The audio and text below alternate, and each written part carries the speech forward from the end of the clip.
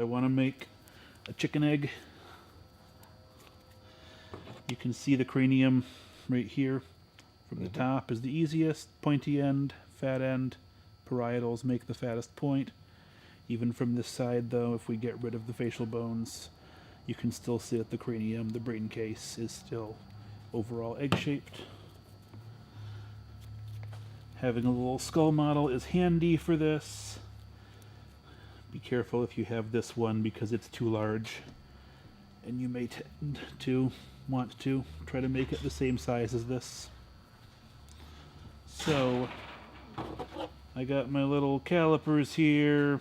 A hair under 3 inches is just fine. I want to roll it between the meat of my thumbs. This is actually called your thenar mass for future reference. Thenar? Thenar. Thenar. That's Allison. Hello. You'll never remember your name? No, I'll never remember. Alright, so this is good enough. Not too eggy. A little bit pointier on one end. That'll be just fine.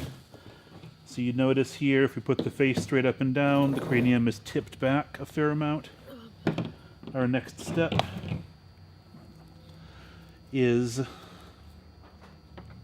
to make a descending column that comes off the front of the egg, the pointy end of the egg. Alright, so I want the cranium to be tilted down when I do that. And you can see I'm just matching the actual skull up.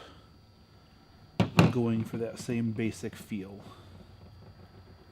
This is the part where people generally mess it up because they either want to put the face like on the front of the cranium or way underneath or something. This relationship right here becomes important where you have maybe like a 30 or 40 degree angle in there. So we have this long descending vault. I'm going to add a little more clay onto the back. And I'm just going to go ahead and put my thumb in here right now and split the bottom of the jaw into a V shape. Alright, so what we have here essentially represents this central nasal cavity, nasal sinus, the maxilla, which is your top teeth, and the mandible, which is your bottom teeth. So we're massing out those things in here. It doesn't matter if it's not perfect right now. The next step that we did was to make a long worm, and we're going to lay that worm across the very top. So this is the joint where that vault was stuck onto the egg. I'm going to stick it right on that joint, come over here, leave some corners on there, and then let it go back in a curve along the sides of the egg. Like racing stripes on the egg. And I'm going to cut that off about a third of the way back on the egg. Alright, so we have this going on here.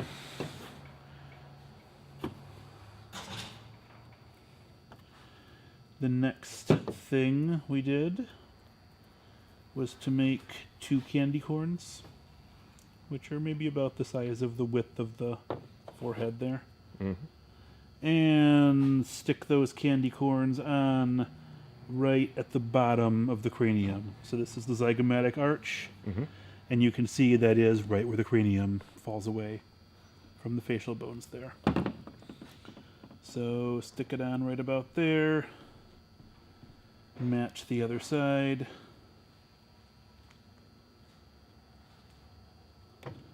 Alright.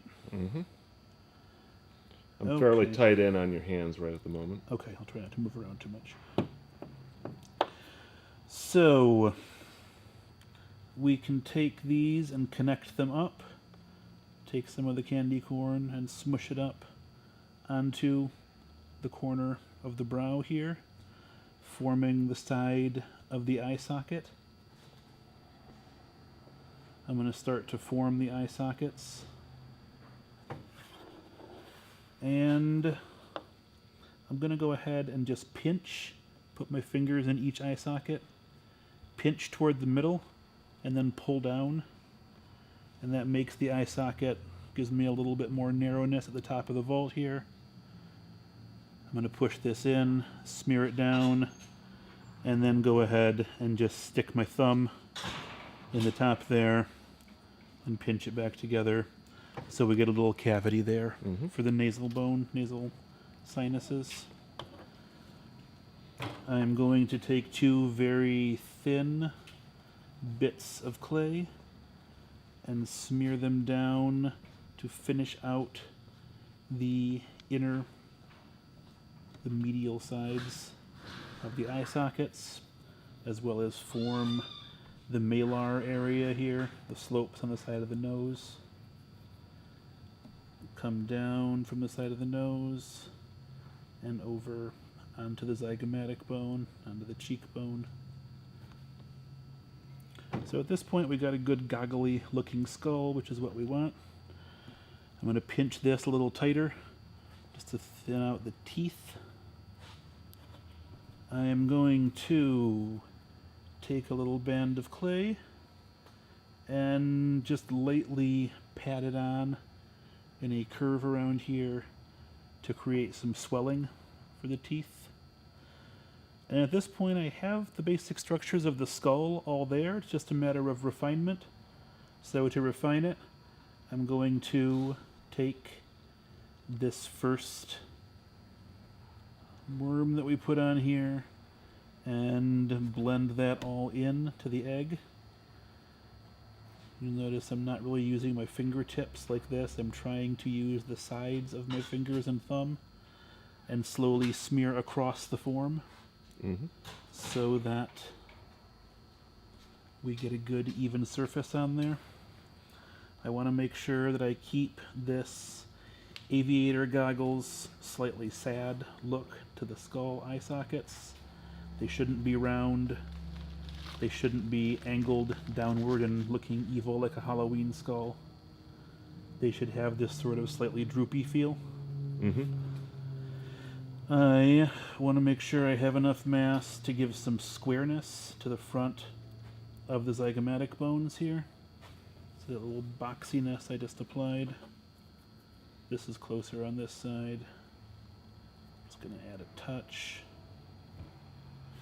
I'm going to make the zygomatic arches arch out and then blend in. And I'm just going to pinch and then blend. And then if I want to get picky down in here, I can take my thumbs and push back along the sides of the teeth to dig a little divot here and leave this higher flat area on the back of the jawbone, which you can see right there. Teeth are a little bit medial to that.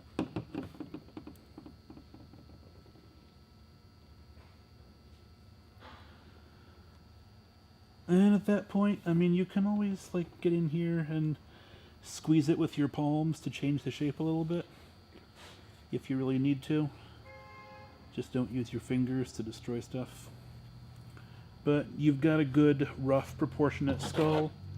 It is 3 inches deep. It should be about 3 inches tall, which it is. So I'm good and proportionate. Should be about 2/3 of 3 inches, which would be 2 inches wide. And I think we're good there too. So those are the basic proportions on a skull. If you can practice that and try to have a good, proportionate, healthy looking skull in a couple weeks, then you will be in good shape. That is all.